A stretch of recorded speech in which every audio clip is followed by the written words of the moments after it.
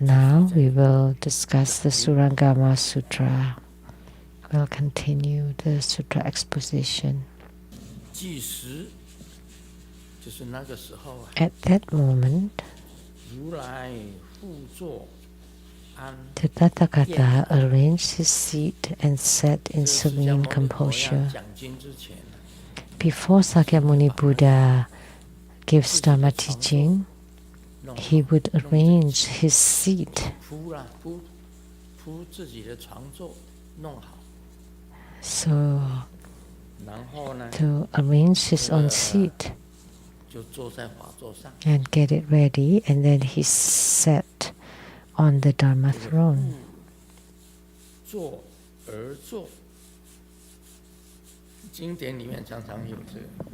It's often written in the sutras.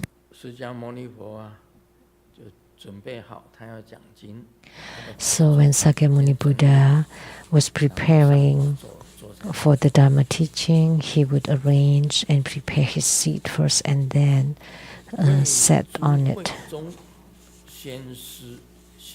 expounding the profound and sublime to the great assembly.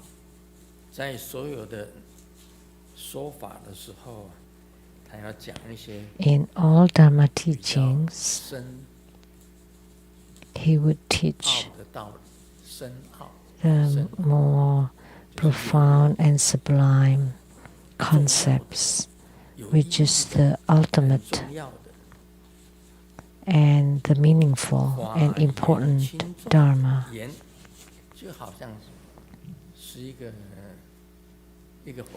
Such a Dharma banquet or Dharma assembly of pure assembly was unlike anything before. Everyone came to listen to the Buddha, and it was inconceivable. It's often mentioned that in the sutras about, and it's unlike anything before. So the Dharma ceremony or Dharma assembly is like a Dharma teaching. The sixthly voice of the Buddha was like Kalavinka birds. So just like the sound of the Kalavinka birds. Kalavinka birds are birds in Sukhavati, and they produce the graceful, harmonious sound, so that anybody hearing it would naturally be mindful of the Buddha, Dharma, and Sangha and practicing the 37 aids to enlightenment naturally, automatically.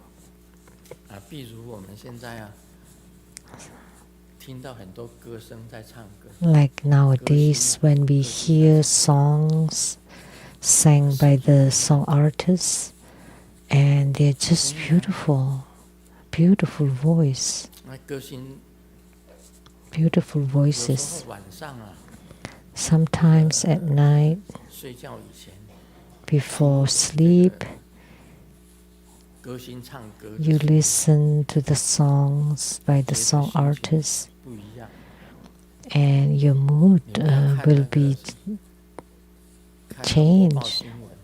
Don't watch the news. Car accidents here and there, that would affect your mood. For sleep, fightings, murders, fire, all the news that would contaminate your heart and mind. But if you listen to the beautiful music, then you would feel relaxed and nice. It's different. So at night, sometimes Sumo and I and my family would play some music at home. Then I would feel I would be in a good mood, would feel relaxed and happy. So the sound of Sakyamuni Buddha's giving Dharma teaching is like Kalavinka birds, very marvelous and sublime, very beautiful, not hoarse like I am now, a little bit. His voice was really beautiful. The voice of the Dharma teaching, just like the songs of the birds. And Kalavinka birds are even more unique, because in Sukhavati, the Western realm of utmost bliss, because of this kind of sound or music, that they would naturally be mindful of the Buddha, Dharma, and Sangha and practicing 37 aids to enlightenment. You're not forced to it, but by hearing the music, you would naturally be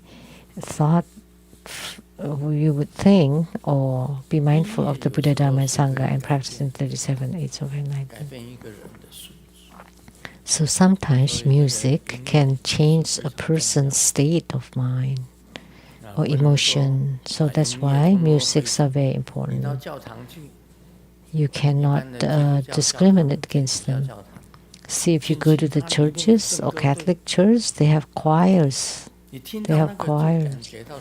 And hearing to those, your mind and heart are purified and you feel really good. So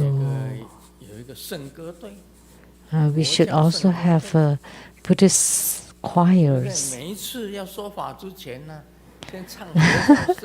So every time before the Dharma teaching, we should just sing the hymns, Buddhist hymns, and then you would feel very good listening to it. So that's how it really is. I was the choir member and wearing white dress and with a tie, and in a group, when we all sing.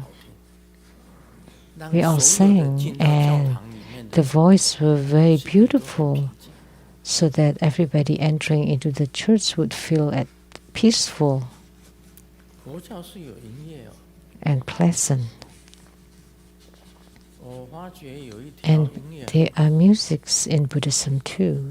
I remember there is one music that's all repent together. Have you heard of it? That's really beautiful. It's very nice. So when you hear it, you would feel repentful. So our True Buddha school, the choir group, we should ask them to sing. Every time before we start, we all should sing the hymns. And then you feel at ease and at peace, and then you listen to the Dharma teaching. That would be meaningful. So Sakyamuni Buddha produced the sagely voice like Kalavinka birds resounding throughout the 10 directions. His voice was very nice to hear. As numerous as the sands of the Ganges, Bodhisattvas gathered at the Dharma assembly. So all the Bodhisattvas, upon hearing such a sound, came to attend Sakyamuni Buddha's Dharma ceremony. At that time, Manjusri was the foremost. So Manjusri Bodhisattvas is part of the Avatamsaka Trinity, with Sakyamuni Buddha at the center, Manjusri Bodhisattva, and Samantabhadra Bodhisattva. So Manjusri Bodhisattva is a Dharma prince in that realm. Like in Sukhavati, there are Avalokitesvara Bodhisattva and Mahastama Bodhisattvas who are Dharma princes. And in the Surangama assembly, Manjusri is the Dharma prince. In the Surangama realm, Manjusri is the Dharma prince. He is with the greatest wisdom among all the bodhisattvas of Mahayana. So in Mahayana, Manjusri has the greatest wisdom. In Hinayana, Sariputra is considered with the greatest wisdom.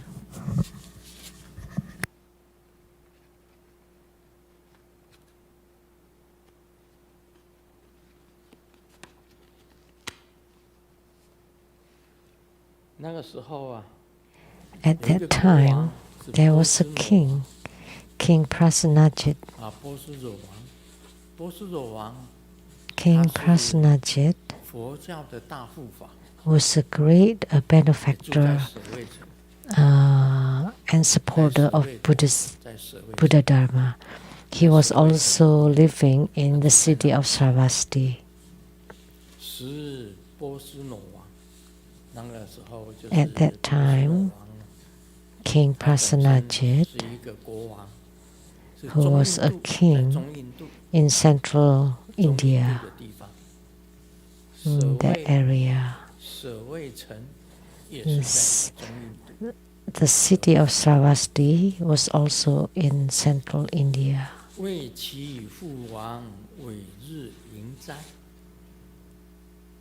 Was holding a grand feast in memory of his late father. So,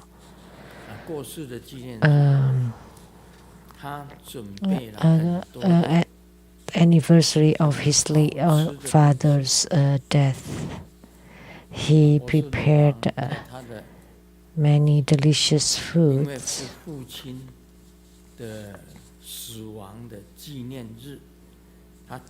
So, in memory of his late father, he created a merit, which is like offering meals. Like now, we have that too. You're inviting everybody for a meal, essentially.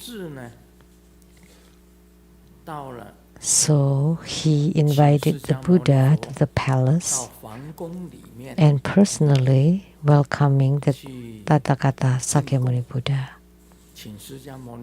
So he invited Sakyamuni Buddha to accept the offering of meals. And he personally went to Anathapindika or the Jetavana monastery to invite Sakyamuni Buddha to go to the palace for a banquet, offering an array of the finest delicacies. Of course, because it's an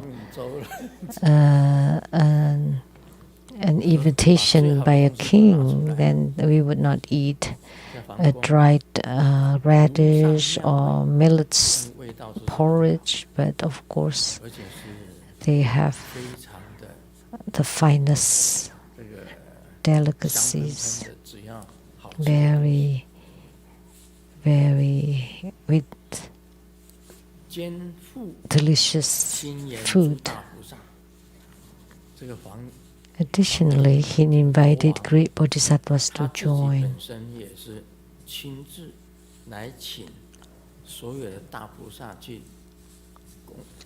So the king personally invited all the great bodhisattvas for this meal offering.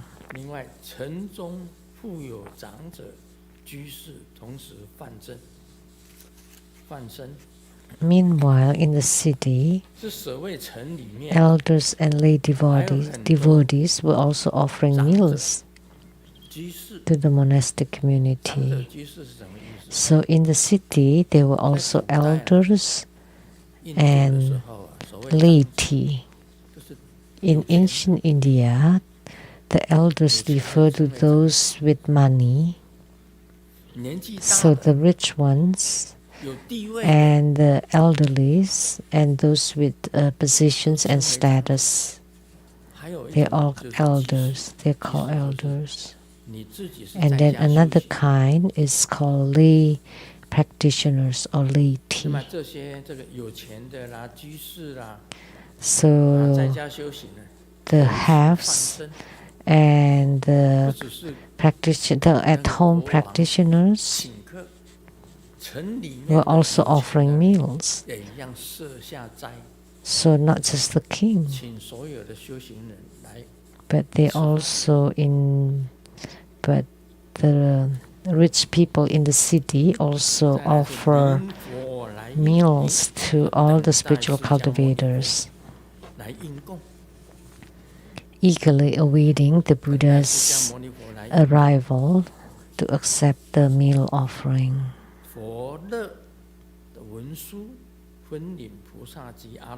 The Buddha asked Manjusri to lead the Bodhisattvas and Arhats to accept the offerings of the various hosts. So Sakyamuni Buddha instructed Manjusri Bodhisattva to lead the other Bodhisattvas and Arhats to go into the city to attend the meal offerings of those benefactors.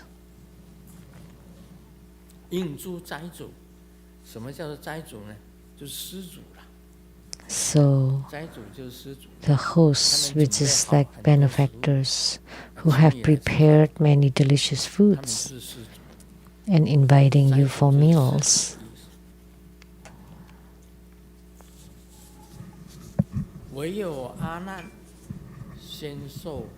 However, only Ananda had previously accepted a separate invitation.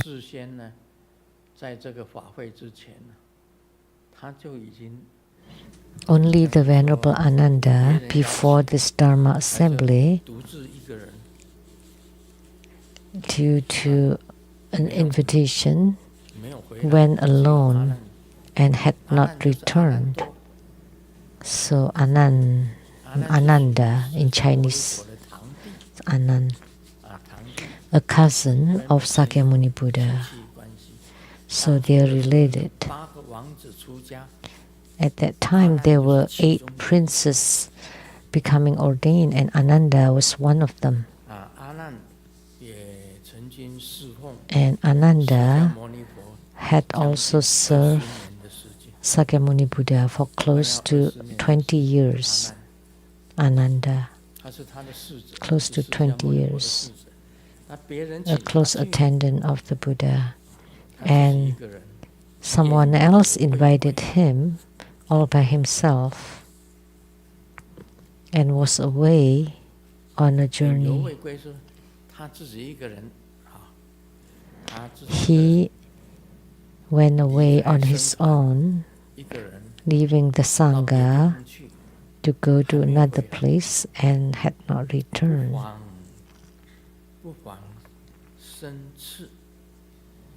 Unable to join the monastic assembly.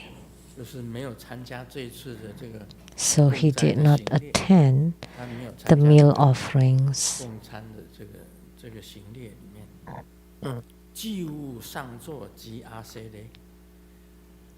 Having neither a senior nor an acharya. So what does it mean? He went on his own. So a senior monk who has been ordained between 10 to 20 years. That's called the upper seat. Someone with an upper seat. And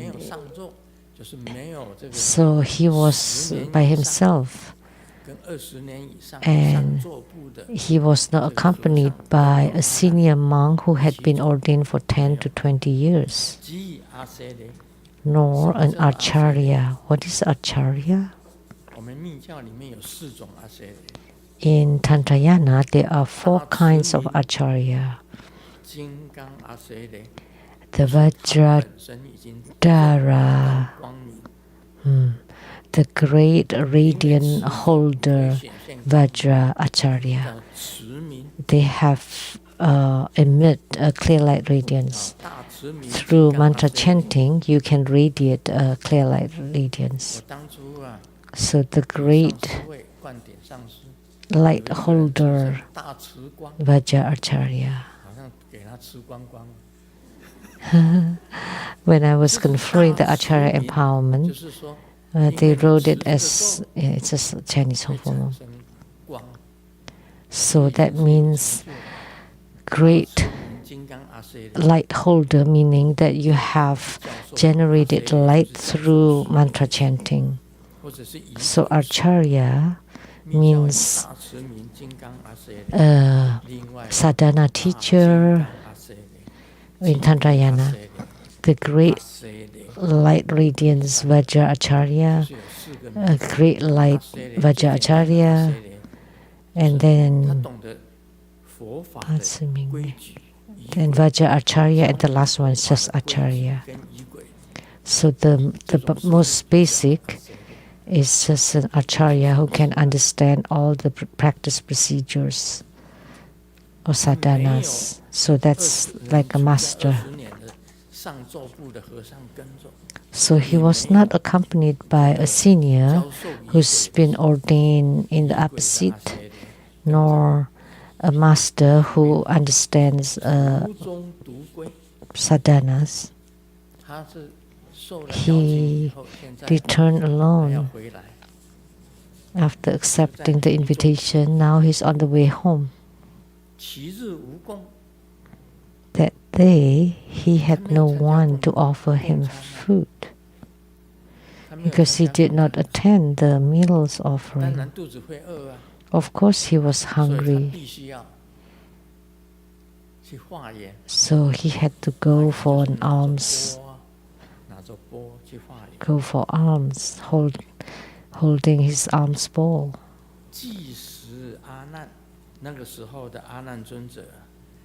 So thus Ananda took his alms bowl, so the bowl where people can put alms into. In simple words, like the rice bowl. But the monks call it as an alms bowl to put the food in.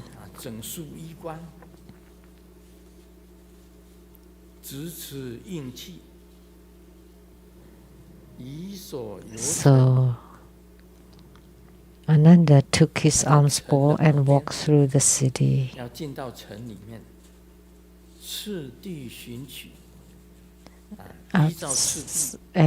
About to enter the city, seeking alms in sequence. When the ordained monks would go from house to house asking for alms, Ananda was doing that.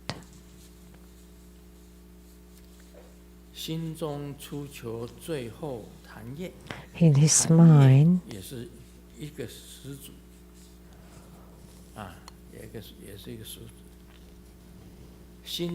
he sought a final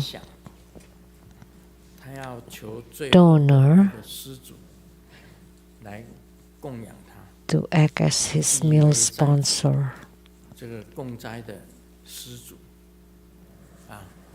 So he's looking for his meal sponsor or donor. So I need to explain that he did not discriminate between pure and impure. It does not matter what kinds of food they give, what kind of person the giver was, whether he was pure or impure, because in India there were 4 classes or castes. One is the Brahman caste. That's the highest, and they are cultivators. And then Kshatriya, which refers to the royalties and the nobilities. Second, the third one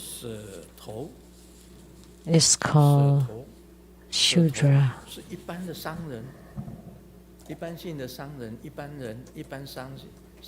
So that's merchants and traders, Vaishya, and the last one is Sudra. The third one is Vaishya. The fourth one is Sudras, which is in India, which is the common people, commoners. Or say like the butchers, laborers, and for women would be the prostitutes.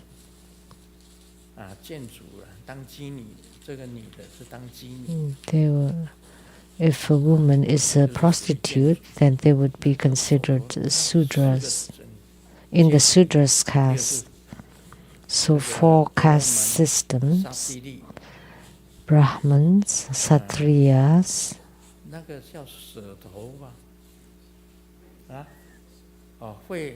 Vaishya. That's the third, and the fourth is Sudras.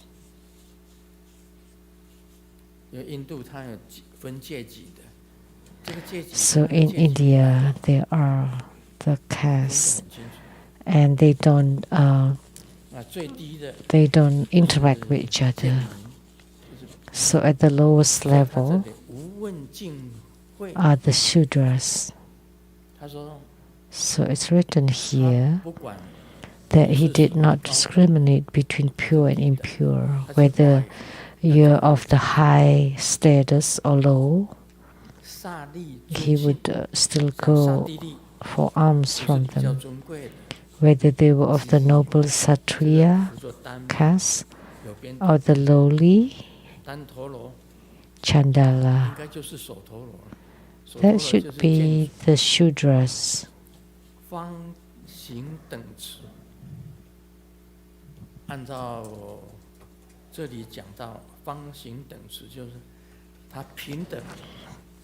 He practiced universal compassion, equality. So he did not discriminate the 4 castes, like that my meal donor should be pure or of high status, or the lowly. So he viewed sentient beings to be equal, to disregard the system of castes.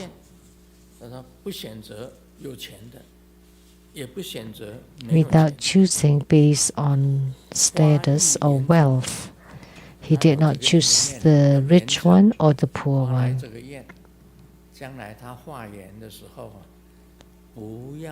He has made this vow that when he went for alms, he would not especially ask from the rich or the poor. That he gave the same immeasurable merit to all of them.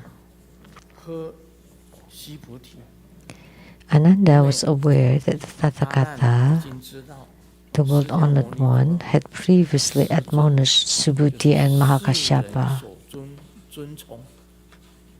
World-honored one means to be honored by the world, by all the people. So Ananda knew that Sakyamuni Buddha had previously admonished Subhuti and Mahakashyapa, because Sakyamuni Buddha once reprimanded Subhuti, who especially asked from the rich people. Actually, Ananda too. Before this, he did not eat food given by the lowly people. He always ate the food of the rich people. And Mahakashyapa was different. He especially seek the poor people for alms. And they were both reprimanded by Sakyamuni Buddha because they did not have the mind of equality toward all beings. Why did you choose the rich people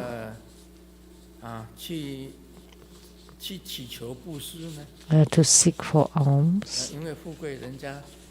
Because rich people would give you good food and they will not become poor.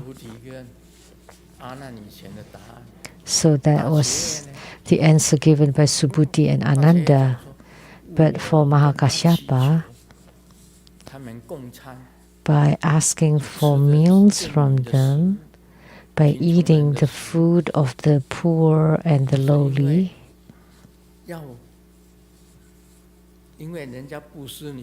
by giving you food, you need to give them blessings so that they will be blessed in the future. That's how Mahakashyapa thought. And Subhuti had another viewpoint. If you ask from the poor people will become poorer. But if you ask from the rich people will not become poor. So they have differing viewpoints. But both of them were reprimanded by Sakyamuni Buddha. You have to be equal, equally treat. Doesn't matter who you go.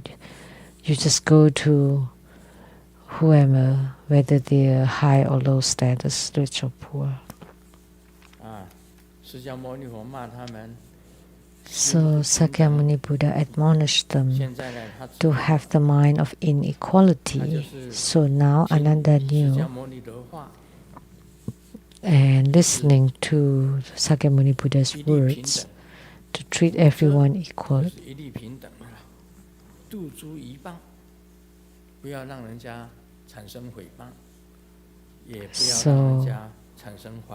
So that people do not slander or skeptical about toward the Buddha. While walking past the city walls,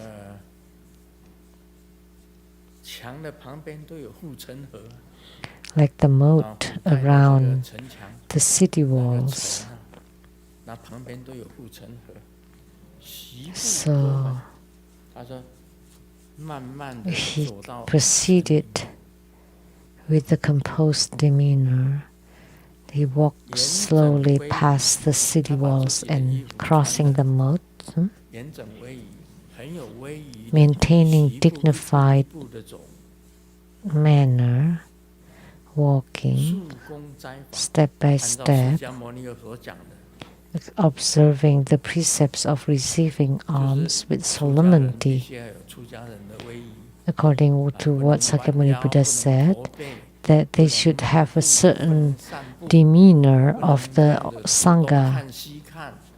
You cannot just stroll and swaying or looking around. There is a certain manner where you should look, where you should place your arms or hands, and your outfit has to be tidy and clean, tidy. So at that time, during his alms round, Ananda happened to pass by a brothel.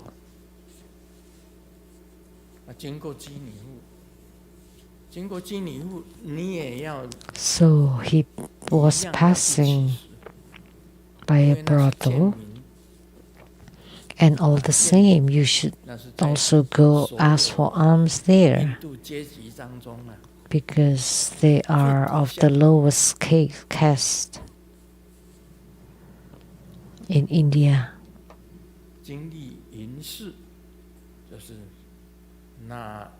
So he passed by a brothel where there he encountered a great illusory force. So they knew how to cast spells, Brahman mantras or that mantra, and would like hypnotize you. Actually, you don't even have to do that. Even before they cast any spells, you already walked into it.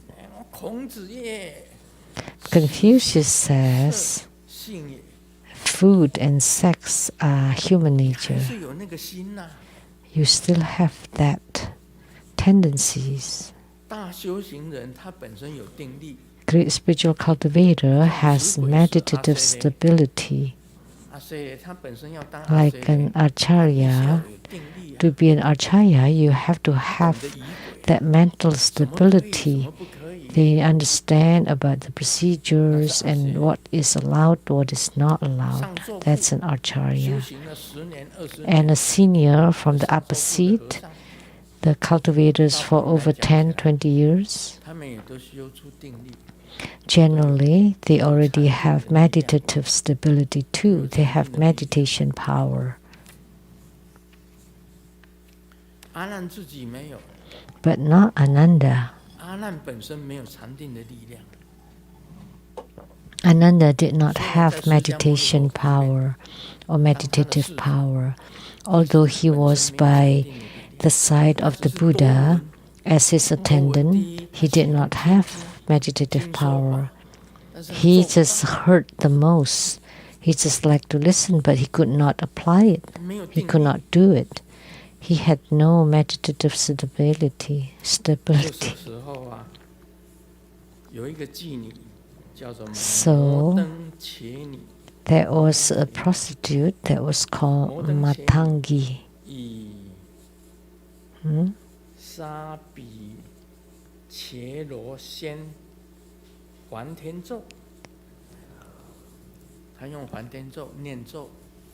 Using the ancient Brahmanic spell of Savika, entrance him and let Ananda into. And when he saw this Matanga lady,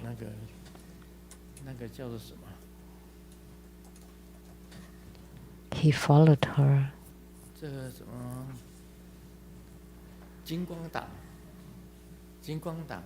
What is that called? That was in Taiwan. And she would walk to in front of you, and they would just wave their handkerchief, and with a certain fragrance, you would be like hypnotized, and then you would follow her into the bank and got all the money and give it to her. So the prostitute can also cast spells.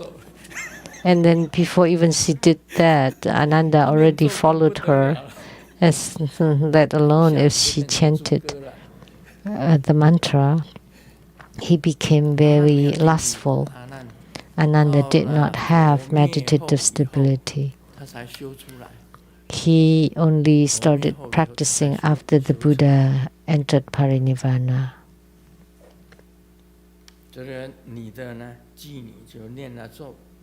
So the prostitute chanted the mantra, and Ananda just followed her obediently and to lay on the bed and took off the clothes.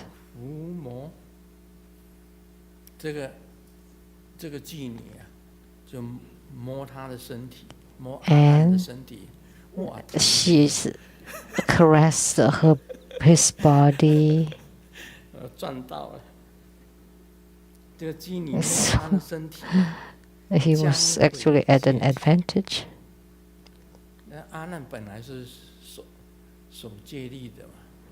So Ananda, as an ordained monk, was keeping the precepts, but that woman deluded him, asked him to be in bed, taking off all their clothes and touching each other. So that's very serious.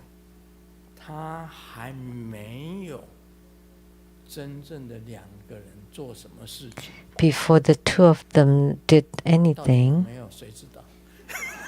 but who would know? Who knew what had happened? And they were already in the room, in the chamber, and already taking off the clothes.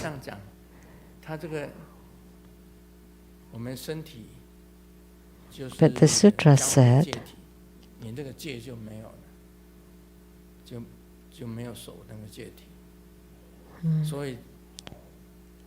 they broke the precept already.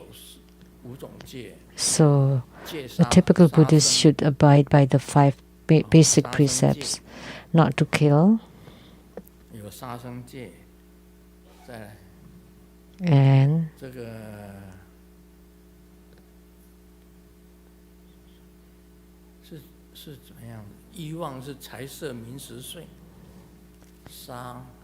not to kill, not to steal,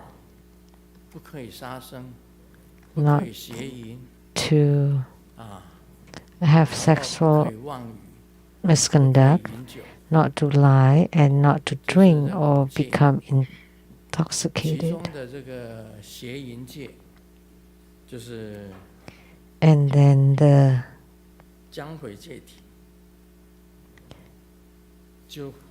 sexual misconduct. So that precepts would have been violated. He was about to violate the precept. Okay, that would be all. It's time.